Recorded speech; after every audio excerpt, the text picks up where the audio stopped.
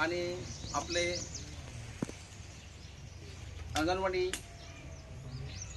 Supervisor ताई आणि मदतनी आणि कार्यकर्ते यांना आपले आशाताई आणि गावातला माझे आजी सरपंच, ग्रामपंचायत सदस्य, उपसरपंच आणि ते आलेले सगळे कार्यकर्ते आणि सगळे ग्रामसेवक आणि शिक्षक सगळा विभागाच्या या ठिकाणी जमलेले. आपला ग्रामपंचायत अंतर्गत राजपेडी, खर्डी, चिंचवाणी असं आपला कामात आपण 4 गावां अंतर्गत आपल्याला विकासच्या आपण कुठेतरी मागे पडले.